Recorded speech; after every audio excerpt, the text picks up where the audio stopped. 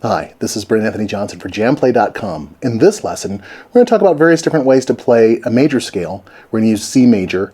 And the reason for learning different scales, scale fingerings, is so that you can have it at your fingertips when you're using it in a linear fashion. When you're using it in live music and music is going by very quickly, it's a very difficult thing to have to think about your fingerings and how you're going to get something done. It's also really good to learn about the intervals of the major scale and why those notes work together the way they do, and some different aspects of looking at it too, especially with a four-string bass guitar. The first fingering I'd like to use, I call fingering number 1, and it's a very simple fingering. It's probably the one the C major scale that most of us know. I'm sure of this. So you start with your middle finger. You'll play C on the third string of your third fret of your A string. Then your pinky will access the fifth fret of your A string, which will be D. The index finger will access the second fret of the D string, which will be the note E. The middle finger accesses the third fret of the D string, which would be the key of the note F. Pinky would access the fifth fret of the D string, which would be the note G. The index finger now goes to the second fret of the G string and access the note A. Then the ring finger, the first time we're using it in this scale, would access the fourth fret of the G string, accessing the note B. And finally the pinky would play its octave, the octave note C, which is on the fifth fret of the G string. So that's your first fingering. Again, I'll look at this as numbers of digits, 1, 2, 3, and 4. So the fingering for this particular scale is 2, 4, 1, 2, 4, 1, 3, 4. Also, another tip when you're playing scales, please also descend the scale. Don't just ascend the scale. Play it up. Not only just playing it up, but play it down as well. So here we go in reverse.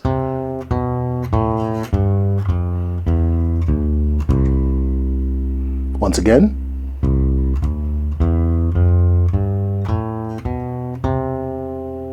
And descending.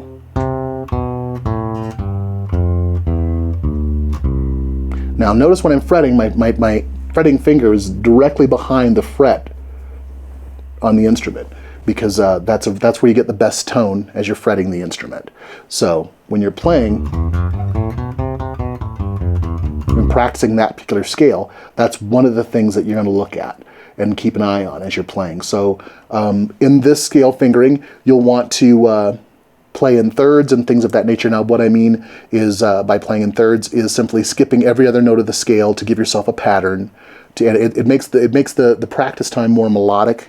It makes it more musical. So accessing this particular exercise, playing the scale in thirds, you would first play with your middle finger, your index finger, your pinky, your middle finger, your index finger, your pinky, your middle finger, your index finger, your pinky. Finally, your ring finger comes into play on the note B, index finger, and pinky. So what we've done is we've played every other note of the scale, ascending it. So in a sense, if the notes of the scale are numbered 1, 2, 3, 4, 5, 6, 7, the pattern we've used to play the scale in thirds is the first note of the scale, the third note of the scale, the second note of the scale, the fourth note of the scale, the third note of the scale, the fifth note of the scale, the fourth note of the scale, the sixth note of the scale, the fifth note of the scale, the seventh note of the scale, the sixth note of the scale, and then the octave. Okay?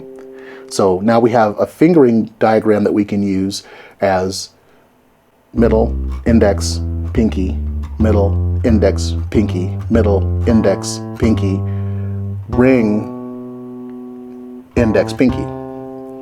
In reverse, that would be pinky, index, ring, pinky, index, middle, pinky, index, middle, pinky, index, middle.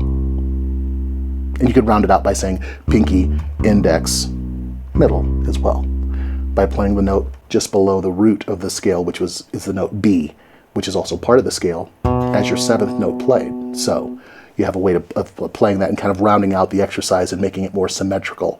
It's very easy to practice music theory and scalar approaches when it's melodic. So here's the scale played at a speed.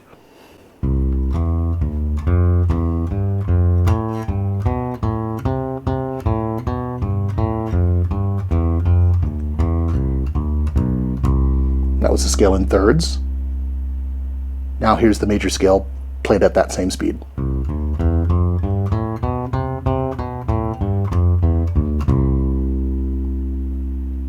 Once again, the exercise.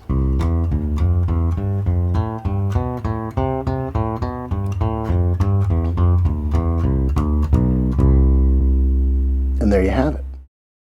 The second fingering for the C major scale that I'd like to approach today is using more of a guitaristic scale where you're spreading out and using what I call extended fingering. Instead of beginning the scale on your middle finger, as you would in scale fingering number 1, you would access the root of the scale, which is C once again, with the index finger. So what you're going to do here is begin with playing the note C with your index finger. Then you're going to stretch and play the note D with your middle finger. Now notice when I do that, my index finger that's playing the root of the scale kind of points back toward the headstock a little bit, and there's a very big stretch here. That's a good stretch. One of the reasons that I employ this is because these two fingers have individual tendons. These two fingers sort of share a tendon. It's a big tendon, but they share a tendon. So what you're going to have to do is kind of get these exercised and use these two fingers together. So because they're actually the weaker two fingers on your fretting hand, but we can overcome this by kind of utilizing these two digits a little bit more so than we usually do. So I'm going to use index, middle, pinky to play the third note of the scale, which in scale number 1, fingering number 1 was here. So I'm displacing this note, the third of the scale. So I have this. Once again, I'm not using the ring finger yet at all, but you'll feel it being used because these two fingers share a tendon, once again. The next 3 notes in the series, of course, are the 4th, 5th, and 6th notes of the scale, which are F, G, and A. So you've got this fingering. Index, middle, pinky. Index, middle, pinky.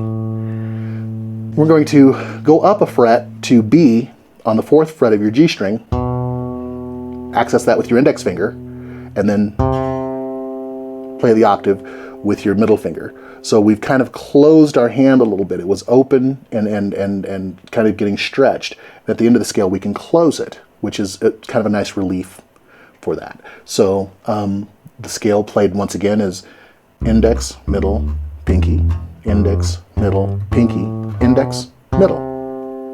Even if we do move up a fret to play the B on the 4th fret of the G string. So there you have it. And just as in scale fingering number 1, you can access and play the scale in thirds as an exercise. It's really good fun and it's very melodic, and once again it'll kind of get the sound of the scale in your head. So I'm going to access the notes C, E, D, F, E, G, F, A, G, B, A, C. That's how that's going to go. Yeah, I think that's how that's going to go.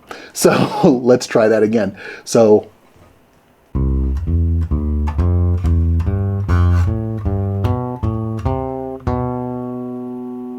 actually I may want to add this note because it's symmetrical. Just as I'll add the B on the end, I'll add the D on the top of the scale. So because I have 3 notes per string, I'm maintaining that concept by using 3 notes on every string I'm playing, and sort of logically it falls to having that D. Once again, I'll play it.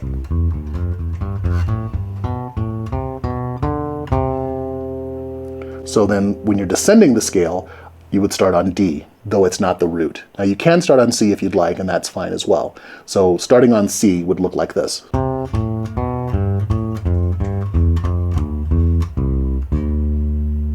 I'll play the B. notice I'm using my index finger, and I move it back. And I won't necessarily slide it because I want it to actually sound like a beat. So instead of sounding like this, I'll play. So that's a great thing to do as well. It's very melodic.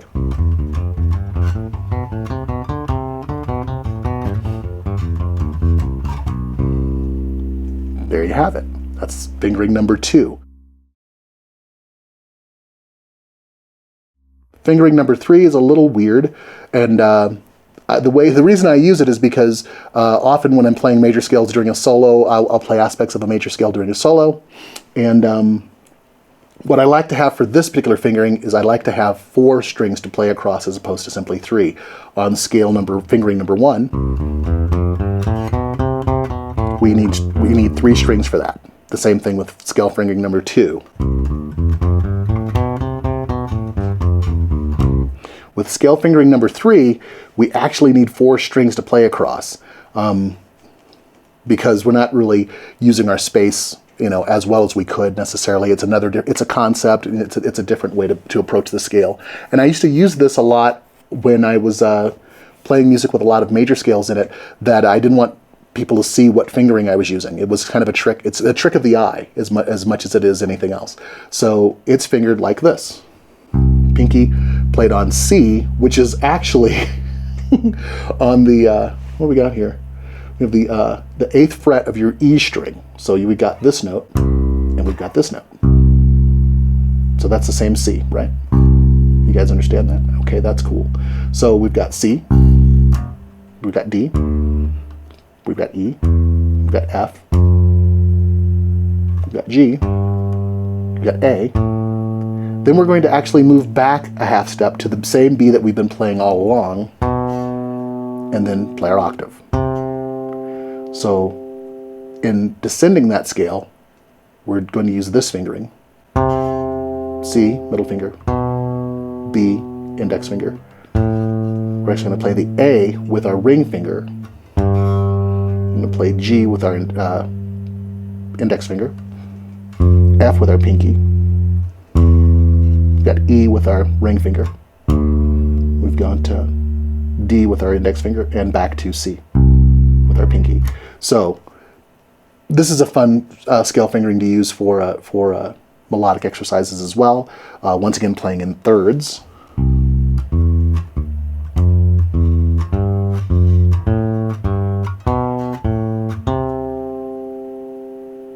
Not as easy as the other two, but fun.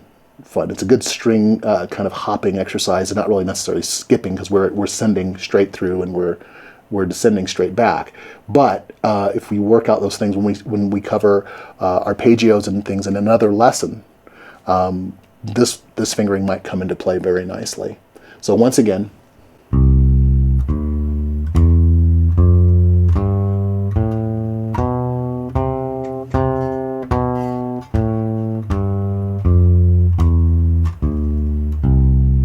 That would be scale fingering number 3 for the C major scale. The 4th way to play the C major scale I like to call dropping, because it utilizes the lowest note you have available on your in various different keys. It'll utilize either the notes E or the notes F, because in all the scales in Western music, all the major scales in Western music, there's either an E or an F. So the way I use this particular scale is when I'm playing, and I want to have sort of I want to move the music forward in a way that plays the correct notes, let's say, the right pitches, but I don't necessarily want to have a straight ascending or straight descending line, okay? So the way this is fingered is as follows. You've got a C, middle finger, you've got a D with your pinky. Now you're going to play the lowest note available on your instrument, which is an E. You're going to drop all the way down to low E. This certainly opens up the scale a lot, because now you're using the lowest note on your instrument, which is it's a nice approach.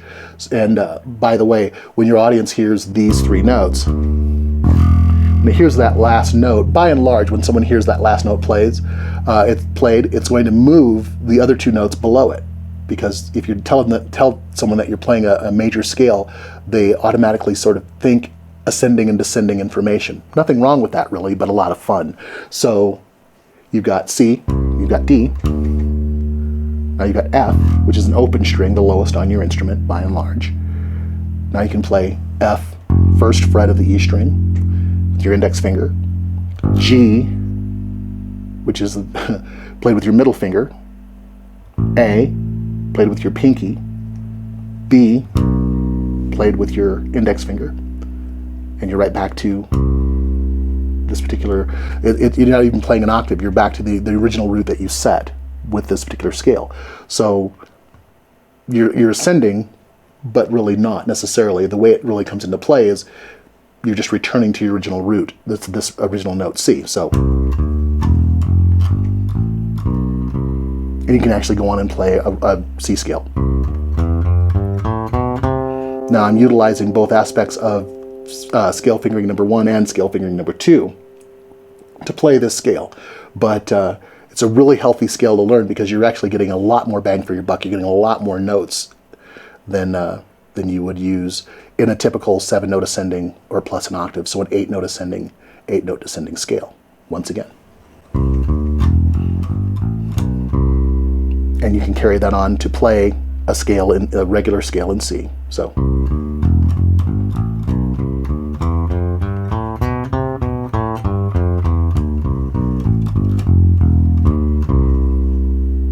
there you have it. There's a number 4. Quickly before I go, I'll ascend them and descend them in thirds.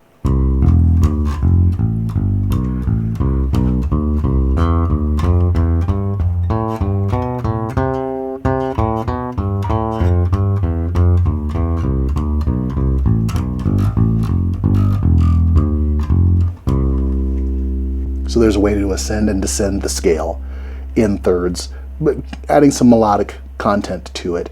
But once again, it makes the C scale, a normal C scale, a lot more fun to practice. We'll talk about other ways to do this, the ways to approach this using the circle of fifths and other keys in Western music.